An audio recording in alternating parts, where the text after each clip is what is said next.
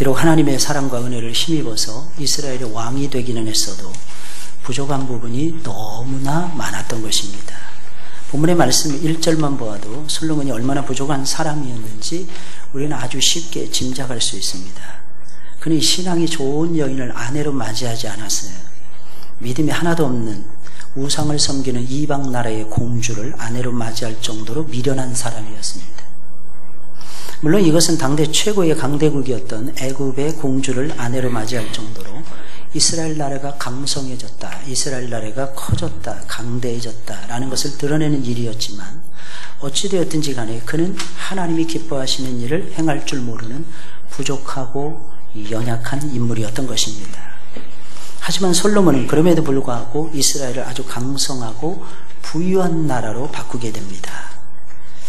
그렇게 만들었던 지혜로운 왕이 솔로몬이라고 하는 임금이었던 것입니다.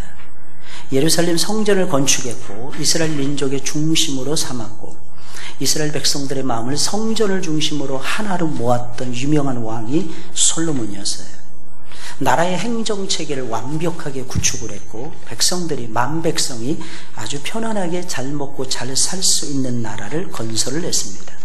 그는 실로 이스라엘의 최고의 왕이었던 것입니다. 그럼 솔로몬 왕은 어떻게 해서 이처럼 위대한 왕 그리고 강대한 나라를 이룰 수가 있었던 것입니까? 그가 해야 할 일이 산더미처럼 쌓여있는 현실 속에서 그는 가장 먼저 무엇을 했기에 하나님 보시기에 아름답게 그의 나라를 이끌어갈 수가 있었던 걸까요? 그는 예배하는 일에 자신의 전부를 다 바쳤기 때문입니다. 저와 여러분들은 예배자로 부름을 받았어요. 예배가 얼마나 소중합니까? 예배에는 찬송이 있어요. 예배에는 기도가 있어요. 예배에는 감동이 있어요. 무엇보다 예배에는 하나님의 말씀이 있습니다. 그 예배에 자신을 바칠 줄 모르는 사람들은 하나님이 주시는 은혜와 축복을 체험한다. 굉장히 어려운 일입니다. 그는 왕이 되자마자 그의 마음에는 나라를 다스리는 일로 인해서 두려움이 일어났어요. 내가 어떻게 나이도 어린데 이걸 다스릴 수 있을까? 옆에서 봤거든요. 20년 동안 봤거든요.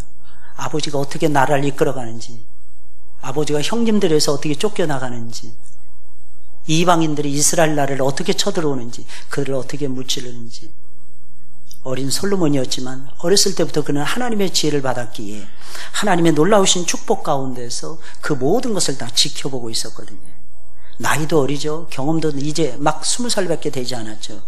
일천한 그가 아버지 성군이었던 아버지 다윗이 성장시키고 다윗이 세워놨던 그 나라를 다스린다는 것은 언감생이신 꿈에도 꿀 수 없는 그런 일이었습니다. 그래서 그것이 정말 어렵다는 것이 그의 마음에 파고들기 시작했던 것입니다. 해야 할 일은 진짜 많아요.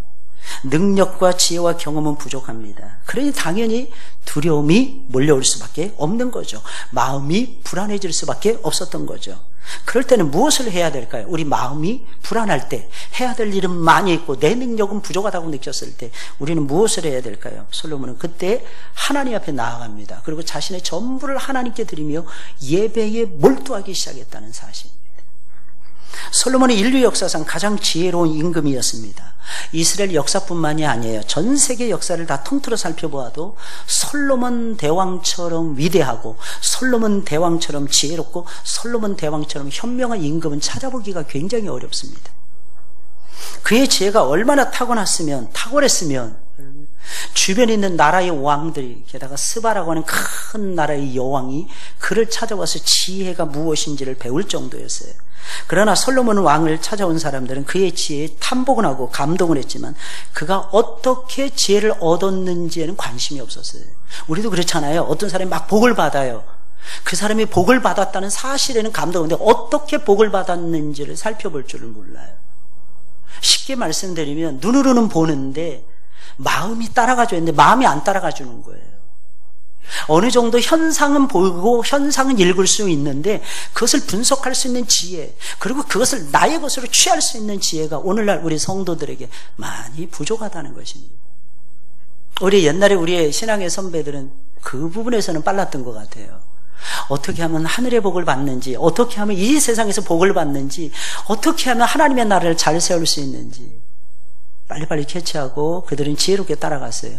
소위 말해서 그들은 가방끈이 짧았지만 마음은 우리보다도 넓었던 것입니다. 그래서 우리나라 이 대한민국 전 세계에서 최빈국가인 우리나라를 6.25 이후에 56달러밖에 되지 않았던 작은 나라, 국민 GDP가 56달러밖에 되지 않았던 나라, 그랬던 나라를 세계적인 나라로 발돋움하도록 만들었던 것입니다. 그 중심에는 크리스찬들이 있다는 것은 저와 여러분들이 불보듯이 자명하게 다 아는 내용들이 아니겠습니까? 놀라운 사실이에요. 세계 제일의 지혜를 얻기까지 그가 무엇에 열중했는지 관심을 기울이셔야 됩니다. 설령 안다고 해도 그들은 솔로몬처럼 행동하지도 않았습니다. 솔로몬처럼 예배하는 일에 열심을 내지 않았어요. 그 모든 것이 예배를 통해서 왔거든요. 그게 솔로몬처럼 예배드리지 않았어요. 솔로몬처럼 잠언을 짓지도 않았어요. 솔로몬처럼 아들아 아들 하면서 설교하지도 않았어요. 솔로몬은 선지자가 아니었습니다. 그러나 그는 선지자였어요. 여러분, 저와 여러분들은 제사장들이잖아요. 복음의 제사장들이죠. 복음의 제사장들은 선지자가 돼야 됩니다. 이 시대의 선지자. 왜? 하나님이 누군지 알잖아요. 하나님이 어떤 분인지 알잖아요. 아까 우리 찬양대 찬양 들을 때 여러분 어떻습니까? 은혜와 감동이 있지 않았습니까? 그것이 뭐예요? 하나님의 신실하심을 노래하기 때문이 아니겠습니까? 하나님의 성품, 하나님의 사랑, 우리 가운데 늘 임재하시는 하나님의 역사. 이것이 있기에 저와 여러분들이 오늘도 숨쉬면서 호흡하면서 살아가고 있는 거예요. 우리 개회성만 딱 불러도 은혜가 되지 않습니까? 성령 하나님 나를 만지소서.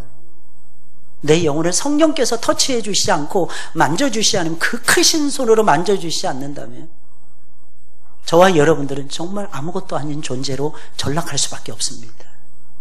솔로몬은 왕이었지만, 비록 왕이 되었지만 최고의 자리, 나라의 최고의 자리에 나이 20살에 올랐지만, 로마의 황제였던, 처음의 황제였던 옥타비아누스가 황제가 되었을 때 그의 나이가 20이었거든요. 나라를, 로마라고 하는 나라를 59년을 다스립니다. 그래서 성경이 나오는 가이사예요. 가이사. 그 가이사가 케사리의 이름을 따은 거예요. 케사리의 이름을 가이사라고 부르면서 황제라고 칭하기 시작했던 것이 로마라고 하는 나라였어요. 그들의 마음속에 도대체 무엇이 있었기에, 솔로몬의 마음속에 무엇이 있었습니까? 하나님이 들어있었던 것입니다. 하나님 하면 떠오르는 것이 무엇일까요? 예배인 거예요. 예배. 하나님 하면 떠오르는 것이 무엇입니까? 예배예요. 새벽에도 예배, 아침에도 예배, 오후에도 예배, 저녁에도 예배, 밤중에도 예배. 예배 없는 세상 한번 생각해 보세요. 아찔하죠. 아찔하죠. 우리는 아무것도 아니죠, 여러분. 만약에 예배를 드릴 수 없다, 찬송을 부를 수 없다, 기도할 수 없다, 설교 말씀을 들을 수 없다, 끔찍하지 않습니까? 그 예배를 드리니까 저와 여러분들의 영혼이 살아나는 거예요. 그 어떤 왕이 솔로몬처럼 1000번제를 드린 적이 있었습니까? 아무도 없었어요. 그 이전에도 없었고 그 이후에도 없었어요. 솔로몬은 나라를 다스리는 일이 쉬운 일이 아니라는 것을 알고 있었어요. 그러나 나라를 다스리는 일이 힘든 일이라고 해서 그는 포기하지도 않았어요. 오히려 하나님 앞에 나아갑니다. 그리고 자신이 할 수 있는 일을 찾아냅니다. 그리고 그것을 최선을 다해서 감당했습니다. 몰두했습니다. 그것이 무엇입니까? 자신의 전부를 드리며 예배하는 것이었어요. 예배를 드린 일에 자신의 전부를 다 바쳤던 것입니다. 흔히 사람들은 어려운 일을 만나잖아요. 내가 할 수 있는 일은 아무것도 없어. 주저앉아 버릴 때가 너무 많아요. 학생들 같은 경우 너무 어려운 서브젝트, 과목을 만나면 이거는 내가 잘하고 이거는 내가, 근데 신기해요. 과목은요, 한 과목만 잘하면 나머지 게 연결되게 되어 있어요. 왠지 아십니까? 국어 속에 수학이 들어있고요, 수학 속에 국어가 들어있어요. 이게 다른 학문이 아니라니까요. 영어 속에 수학이 들어있고요, 수학 속에 영어가 담겨져 있습니다. 저는 영어도 무조건 외우는 학문인 줄 알았어요. 중학교 때 영어 점수가 저는 형편없었던 것으로 생각이 나요. 지금도 기억이 나요. 영어 시간이 제일 재미가 없었어요. 그래서 제가 영어를 못하는 줄 알았어요. 근데 중3 때 영어를 잘하는 짝꿍을 만났어요. 얘를 통해서 그래머라는 것을 처음에 배웠어요. 문법이라는 거. 야, 이게 문법이 있었니? 그랬더니 야, 이것도 수학하고 똑같아. 그러면서 그 친구가 가르쳐줬어요. 너무 신기한 건 3년 후 지난 다음에 그 친구는 학력고사에서 영어를 포기하고 독일어를 냈고 저는 영어를 끝까지 붙잡았습니다. 이게 신기하더라고요. 여러분, 하나가 뚫리면요, 나머지 것도 뚫려요. 하나가 소망의 빛이 비춰지잖아요. 나머지도 열리고 풀리는 기적이 일어납니다. 영적으로 잘 되잖아요. 육신이 강건해지고요. 사회성도 탁월해지고요. 까칠한 사람들도 변하게 되어 있어요. 왠지 아십니까? 성령이 마음을 바꿔주시니까. 할렐루야. 아까 장로님이 기도하셨잖아요. 행복 아카데미. 너희의 행복을 위하여 내가 이 계명을 너희에게 주노라. 신명기에서 하나님이 말씀해 주신 내용이에요. 그 행복이라는 단어가 하나님 보시기에 좋았더라. 창세기 1장에 나오는 토부입니다. 하나님이 저와 여러분들을 불러주신 이유가 무엇입니까? 행복해지라고. 여러분 행복하십니까? 얼굴 보세요. 얼굴도 보세요. 옆에 사람 얼굴도 보시라니까. 제 얼굴 보지 마시고, 제 얼굴 못생겼으니까 보지 마시고 잘생긴 옆에 사람 얼굴들을 보세요. 인물들이죠. 할렐루야. 너무 잘생기지 않았습니까? 뭐 때문에 그랬을까요? 하나님의 형상대로 지음받았기 때문에. 물론 저는 거울에 혼자서 이렇게 제 얼굴을 감상하면 너무 잘생겼어요. 야, 어떻게 이렇게 잘생길 수가 있지? 저는 너무 감사했어요. 제가 예수를 믿은 지 벌써 37년, 38년째인데 하나님이 나를 얼마나 사랑하시는지 그걸 예배 때마다 느껴요. 예배 때마다. 새벽 예배 때마다, 9시 예배 때마다, 수요 예배 때마다, 금요 기도회 때마다, 또 이렇게 주일날 오전 예배 때마다, 오후 예배 때마다 늘 느낍니다.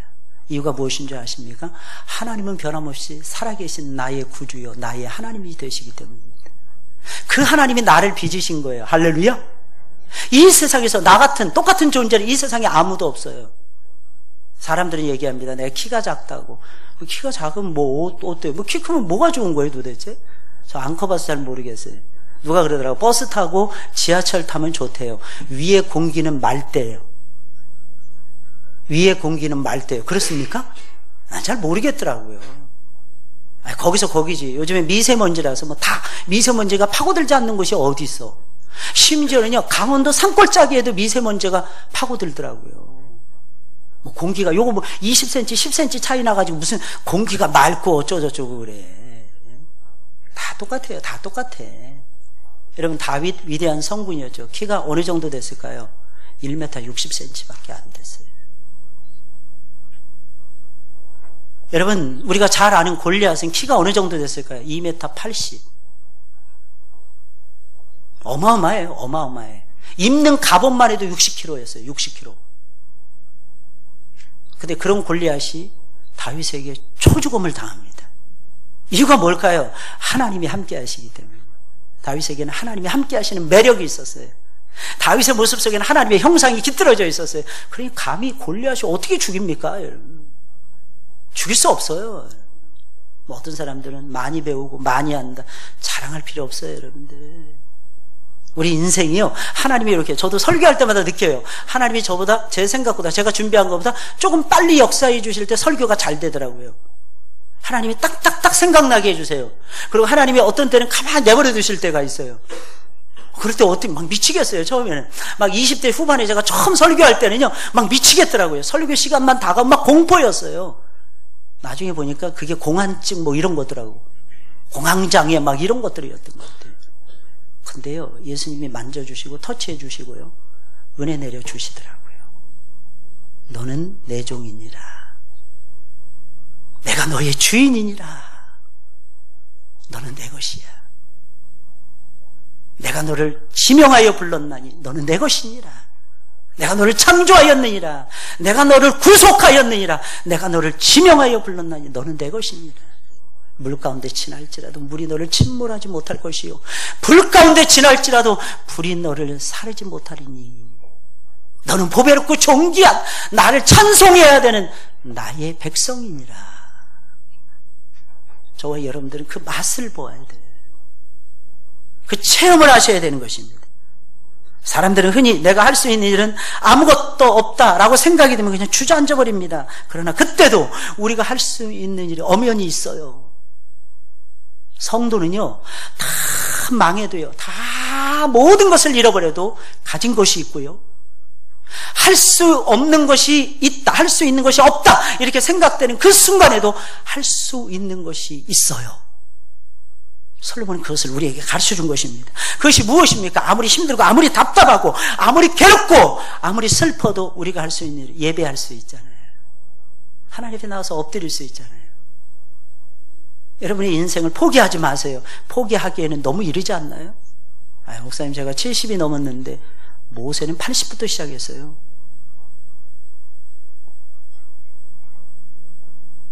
여러분 갈렙 보세요. 85세에 헤브론을 달라고 구하잖아요. 사실은 그 내용이, 그 약속한 내용이 없어요. 어디에 기록되는지 기록은 안 돼 있어요. 근데 했던 모양입니다.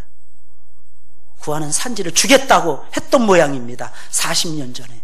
40년 방황을 딱 끝난 다음에 딱 들어가 보니까 헤브론에는 기랏 아르바라고 부르는 동네였는데 세세와 아이만과 달메라는 거인이, 골리앗의 버금가는 거인이 딱 진치고 있는 거예요. 아무도 안 올라가려고 그러는 거예요. 그때 갈렙이 나섭니다. 이 산지를 내게 주소서. 나이 85세에, 나이 85세에 저와 여러분들의 삶은 하나님 손에 있는 것입니다.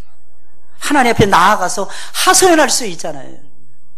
좀 어렵습니까? 하소연할 수 있잖아요. 어려움 풀어달라고. 슬프십니까? 하나님 앞에 나아가서 하소연할 수 있잖아요.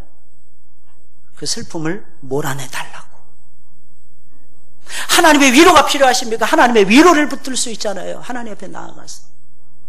사람의 위로는 얼마 가지 못하지만 하나님의 위로는 계속되는 것입니다. 오늘 4절 5절에 있는 말씀을 보니까 솔로몬은 산당이, 큰 산당에 나아가서 1000번제를 드립니다. 그러자 하나님께서 그에게 나타나십니다. 그의 꿈에. 솔로몬은 자기의 연약함을 느꼈을 때 하나님 앞에 나아가서 1000번제의 예배를 드렸어요. 어렵고 힘들 때는 예배에 몰두해야 하는 것입니다. 당시의 법궤는 예루살렘에 안치되어 있었어요. 다윗은 시온산성을, 여부스족으로부터 시온산성을 빼앗습니다. 그래서 예루살렘이라는 성을 세워요. 예루살렘. 그 전에는 살렘이라고 불려졌던 성이었어요. 해발 890, 900고지였어요. 그 산 정상을 전부 다 깎아지른, 그 산 정상을 다 깎아내고 그 위에다가 예루살렘 성을 딱 세웁니다. 이것이 시온성이고 말씀이 있는 성이 되기를 바랬어요. 그리고 무엇을 합니까? 법궤를 옮겨와요. 근데 성막은 이때 당시에 기브온 산당에 있었어요. 번제단이 있었던 성막은 기브온 산당에 있었고 법궤만 예루살렘 성에 있었어요. 그래서 솔로몬은 번제단이 있는 곳이 예배를 드릴 수 있는, 제사를 드릴 수 있는 최적의 장소라고 생각을 했고, 또 많은 사람, 혼자서 예배 드리는 것이 아니라 온 백성들이 다 가서 예배를 드리면 그만큼 공간이 필요했기에 기브온의 산당에서 1000번제를 드렸던 것입니다. 예배를 드릴 만한 성전이 없었기에 기브온 산당에서 1000번째 예배를 드렸던 것입니다. 여러분, 예배를 드리는 데는 장소가 중요하지 않습니다.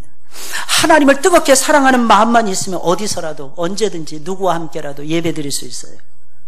그렇다고 아무 데서나 예배를 드리라는 것은 아닙니다. 다만 장소가 없다고 해서 핑계대고 예배를 못 드려서는 안 된다는 것입니다. 그럼 솔로몬은 1000번제를 어떻게 드렸나요? 하나님을 뜨겁게 사랑하는 마음으로 드렸어요. 오늘 본문 3절에 있는 말씀인가요? 한번 찾아볼까요? 한번 다 같이 한번 읽어보겠어요. 시작. 솔로몬이 여호와를 사랑하고 그의 아버지 다윗의 법도를 행하였으나 산당에서 제사하며 분향하더라. 여러분, 솔로몬의 별명이 있었죠. 뭐였어요? 여디디아였죠. 여디디아. 여디디아의 이름의 뜻이 뭐였습니까? 하나님의 사랑을 받는 사람이라는 뜻이었어요. 여러분, 다윗의 이름의 뜻이 무엇이었습니까? 존, 요한, 이런 성경의 이름이 많이 나와요. 뭐 요한나, 한나, 이런 이름들은 전부 다 무슨 뜻이냐면 하나님의 사랑을 받은 사람이라는 뜻이에요. 똑같은 의미를 가지고 있는 다른 이름이에요. 남자 이름은 데이빗이 많고요. 그래서 외국 나가보면 데이빗이 그렇게 많아요. 데이빗, 여기서도 데이빗, 저기서도 데이빗. 솔로몬은 이름의 뜻이 다른 뜻이 있었어요. 여디디아라는 이름을, 별명을 가지고 있었어요. 그 이름의 뜻이 무엇입니까? 하나님의 사랑을 받은 사람이라는 뜻이었어요. 그 이름도. 근데 오늘 본문에 보니까 그가 여호와를 사랑함으로 그랬잖아요. 여러분들은 어떤 마음으로 예배를 드리십니까? 하나님을 사랑하는 마음으로 예배를 드리십니까? 여러분, 번제라는 것은요, 헌신의 제사예요. 근데 이 번제를 드릴 때는 3가지 제물을 드립니다. 숫소를 드리거나 수양을 드리거나 비둘기를 드립니다. 돈이 많은 사람은 숫소를 잡았어요. 돈이 많은데도 수양을 잡거나 비둘기를 잡으면 하나님 안 받으셨어요. 하나님은 이상하십니다. 우리 형편을 다 꿰뚫어 보시고 우리 마음을 다 꿰뚫어 보세요. 그래서 하나님 앞에 제물을 드리거나 시간을 드릴 때는 최선을 다해서 드리셔야 됩니다. 그래서 부자, 돈 많은 사람들은 수소를 드렸고요. 보통 평범한 백성들은 수양을 바쳤습니다. 정말 가난한 극빈자들 있죠. 이런 사람들은 비둘기를 드렸어요. 비둘기는 오늘날로 말하면 병아리 한 마리를 생각하시면 돼요. 여러분, 삼계닭 얼마 합니까? 삼계닭 얼마예요? 모르시나? 우리 성도들은 장을 안 보시나 보네. 삼계탕 그 닭은 얼마예요? 얼마 정도예요? 한 3,000원? 맞아요? 예, 맞을 거예요. 우리 권사님들이 잘 아시잖아요. 그럼 병아리는 얼마 할까요? 병아리. 여러분 삼계탕 닭이, 그 맛있는 닭이 3,000원이에요. 그러면 요거 얼마 할까요? 병아리? 예? 1,000원? 1,000원이에요? 대충 잡으니까 한 1,000원? 예. 예. 하여간 1,000원 이하겠죠. 그죠? 어찌되든 1,000원 이하겠죠. 가난한 자들도 하나님 앞에 헌신을 해야 된다. 하나님 그것을 원하시는 거예요. 두 번째로 1,000마리의 짐승을 전부 다 각을 떠서 그것에 전부를 다 바쳤습니다. 자신의 몸과 마음을 바치겠다는 헌신의 태도를 보였던 것입니다. 1,000마리의 짐승이었어요. 여러분 상상이 됩니까? 1,000마리의 짐승을 다 각을 떠서 전부 다 태워서 다 드리는 게 번제거든요. 머리부터 발끝까지 거죽 모든 걸 다 태워서 하나님께 드리는 게 번제였어요. 이야, 아깝지 않나요? 근데 하나님은 이걸 솔로몬은 바쳤어요. 우리 간혹 가다가 교회에서 이런데 합리적으로 살아야 되겠죠. 근데 때로는요, 비합리적으로도 노선을 잡으셔야 됩니다. 분명히 투자했는데 아웃풋이 없을 수도 있어요. 근데 여러분 기다리셔야 됩니다. 우리가 봤을 때는 낭비인 것처럼 보여집니다. 짐승 1,000마리를 잡아서 죽인 거예요. 1,000마리면 얼마나 많은 사람들이 먹을 수 있는, 배부르게 먹을 수 있는 음식이 되었을까요? 근데 하나님은 그것을 바치는 걸 원하셨어요. 왠지 아십니까? 그 짐승들의 주인이 하나님이셨어요. 하나님께 드리는데 무엇이 아깝습니까, 여러분? 그 최선을 다해서 솔로몬은요, 자신이 드릴 수 있는 모든 것을 다해서 드렸던 것입니다. 세 번째로 온 이스라엘의 천부장들과 백부장들과 재판장들과 또한 족장들과 방백들과 온 이스라엘의 회중들을 다 한자리에 모아놓고 다 같이 제사를 드렸어요. 오늘 본문에는 나와 있지 않지만 역대하 똑같은 내용을 다루고 있는 역대하 1장에는 이 내용이 나와요. 자기 혼자만 예배에 몰두했던 것이 아니라 온 백성들까지 전부 다 한자리에 불러 모아놓고 예배를 드렸던 것입니다. 여러분, 참된 예배가 무엇입니까? 나 혼자서 드리는 게 아니에요. 다른 사람들도 전부 다 불러 모아서 함께 예배를 드리는 것입니다. 그게 참된 예배예요. 혹시 여러분들 교회 나오실 때 여러분 자신들 몸만 집에서 빠져나오기 바빴습니까? 죄송합니다. 그러니까 은혜를 못 받아요. 나오기 전에 다른 사람을 생각하셔야죠. 오늘 이 시간에 누가 같이 예배 드렸으면 좋겠다. 그 사람이 같이 했으면 진짜 좋겠다. 우리 아들이 같이 예배 드렸으면 진짜 좋겠다. 아니면 아들이 뭐라도 가지고 펜 하나도 갖다 와서 놓고 기도를 하든지 이런 마음이 생겨요. 그럼 그 아들이 펜 집으로 교회에 올 겁니다. 할렐루야. 이게 놀라운 역사라니까. 이게 믿음은 바라는 것들의 실상이라 그랬어요. 실상이 뭔지 아십니까? 실체의 모습의 substance라는 단어, 실체의 모습이라는 것입니다. 믿음은 그런 거예요. 왜 하나님이 솔로몬을 왕으로 세우셨을까요? 왜 그에게 높은 지위를 주셨을까요? 백성들 긁어 모으라고, 백성들 모아서 함께 예배드리라고. 하나님이 저와 여러분들에게 왜 지위를 주십니까? 하나님이 저와 여러분들에게 왜 물질을 주십니까? 그 물질 가지고 영혼을 사라고. 이해하시겠어요? 물질을 가지고 왜 하나님이 여러분들을 부유하게 하십니까? 그 물질을 가지고 영혼을 사내라고.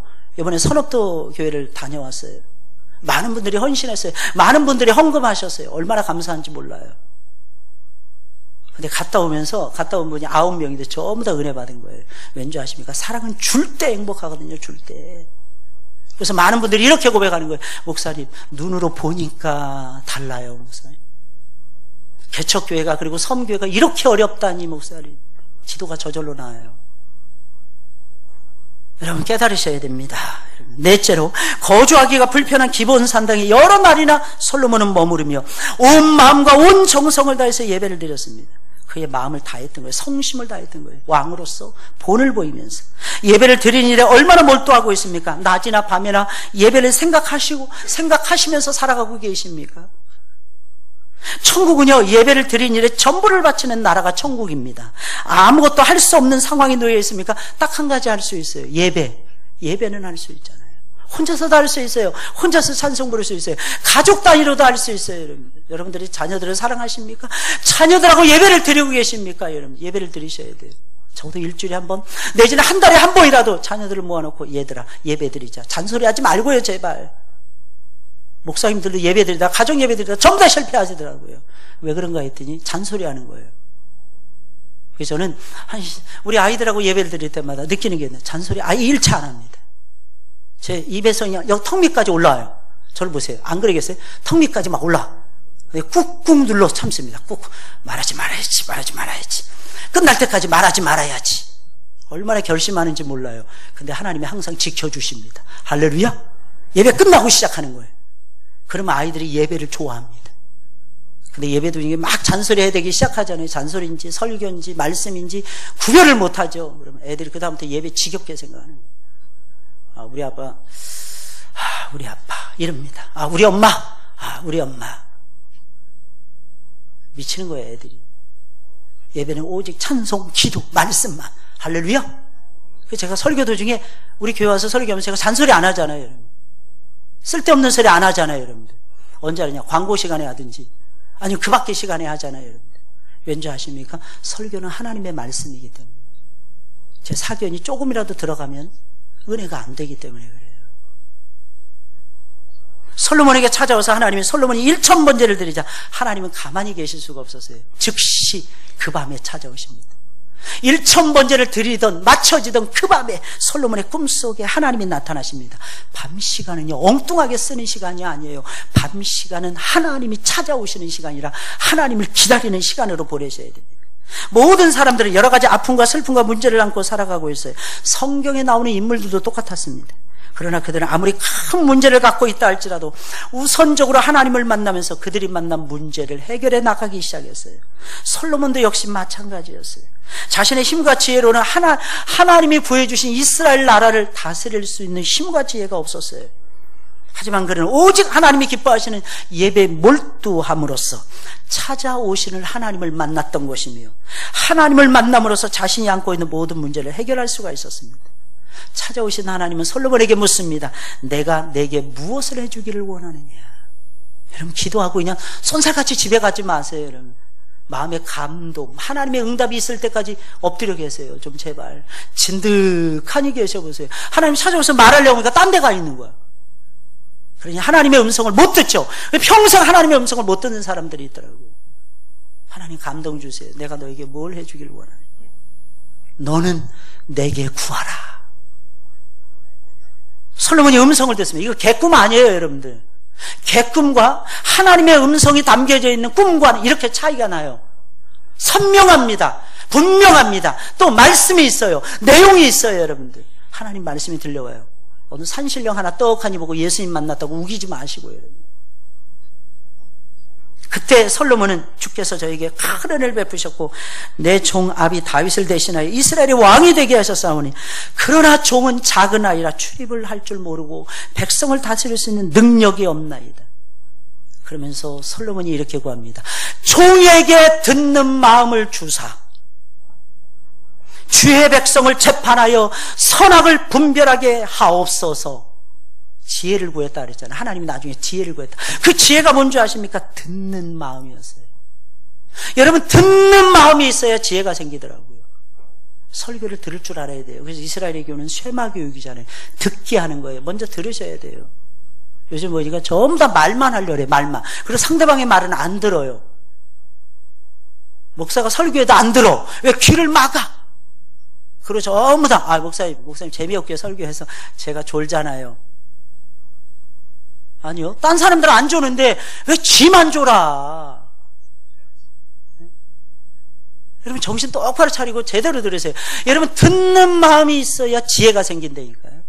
듣는 마음이 없으면요 지혜가 안 생깁니다. 이 점을 여러분들이 놓치지 마셔야 돼요. 그러자 하나님께서는 그에게 이렇게 답변하십니다. 내가 너를 위하여서 장수하는 것도 구하지 아니하고 부자 되는 것도 구하지 아니하고 원수의 생명을 멸하는 것도 구하지 아니하고 오직 재판을 잘하기 위해서 지혜를 구하였으니 지혜롭고 총명한 마음을 내게 줄 것이라. 그리고 내가 구하지 아니하는 부귀와 영광도 줄 것이니 너와 같이 복을 누리는 자가 전에도 없었고 후에도 없을 것이니라. 엄청난 부자로 만들겠다는 거예요. 엄청난 부자. 여러분 예배 한번 잘 드리면요 이런 은혜가 쏟아진다니까요. 하나님은 이렇게 우리에게 복 주시길 원하세요. 기왕에 복을 받으시려면 하늘에 이런 복을 받으셔야죠. 당신의 뜻에만 맞잖아요. 그러면 하나님은 구하지 않은 것까지도 생각해서 알아서 주시는 분이세요. 대단하신 분이세요. 예배만큼 하나님의 마음을 사로잡는 것이 우리 가운데는 없잖아요. 하나님의 마음을 움직일 수 있는, 하나님의 보호자를 송두리째 움직일 수 있는, 하늘을 진동시키고 땅을 진동시킬 수 있는 최고의 비법 예배잖아요.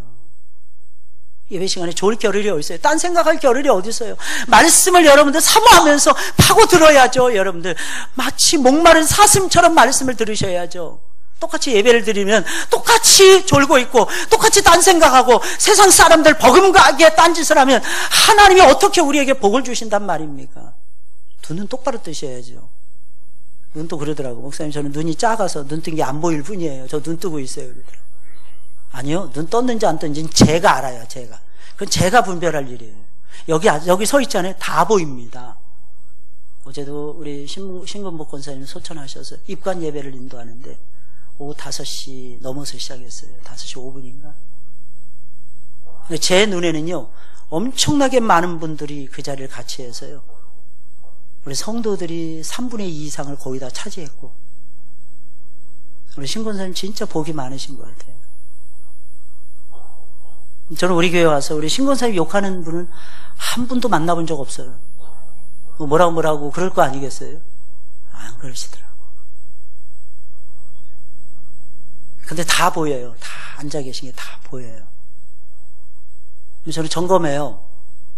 출석불러 출석. 특히 장례식장에서는.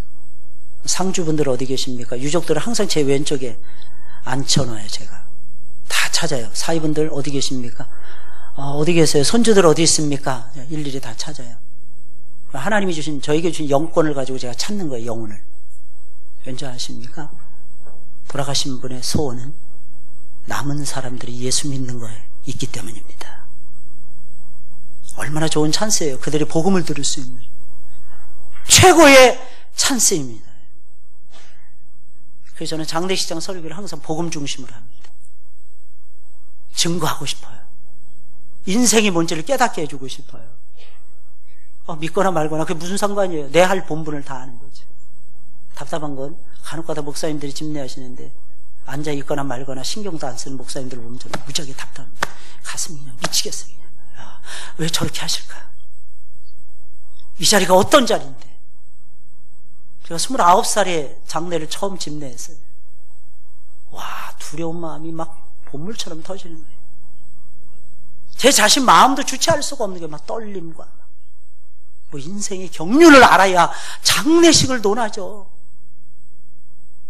근데 저는 한 찬송 딱 부르면서 그때 당시 474장이었어요. 이 세상에 근심된 일이 많고, 그 찬양 딱 부르는 순간에 제 마음이 하늘에 닿았어요. 그 다음엔 설교가 축축축 나오는 거예요. 말씀이 계속 떨어지는 거예요. 많은 분들이 울고 있더라고요. 근데 거기 3분의 2 이상이 예수 모르는 사람들이었어요. 장례식은요, 영혼을 찾아내는 시간이에요. 하나님 앞에 영혼을 데려오는 시간이에요.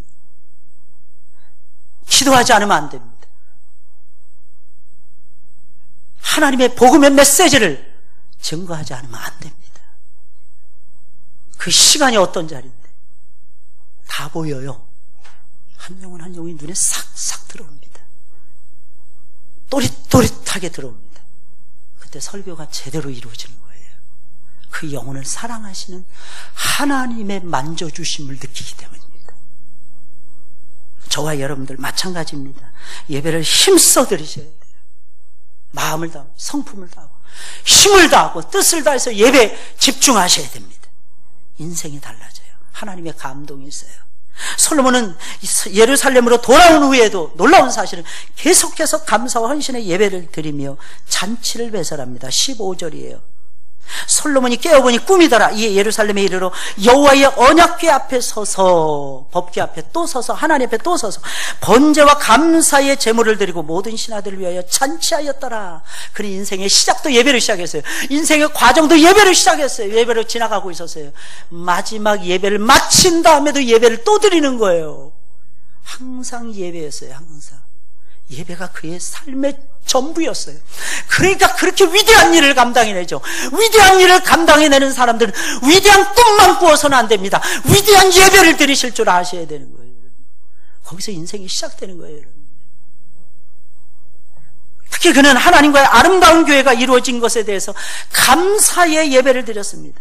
게다가 솔로몬은 감사의 규례를 따라서, 감사제사의 규례를 따라서 재물의 일부는 제사장들에게 주고, 재물의 일부는 예배자들에게 주고, 재물의 일부는 신하들과 모든 백성들에게 나누어 주었습니다. 이게 예배예요. 이게 예배예요.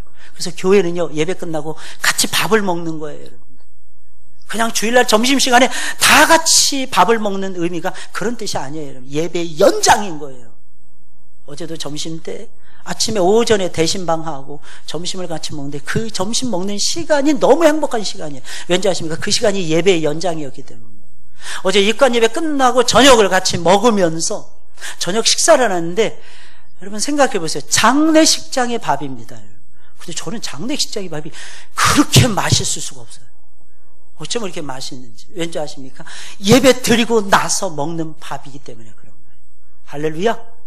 음식이 간이 그건 무슨, 그냥 맛있어요. 그냥 좋아요.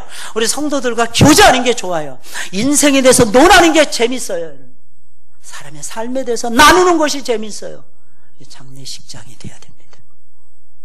솔로몬은 지혜로운 왕이었어요. 사람의 본분이 무엇인지를 알았어요.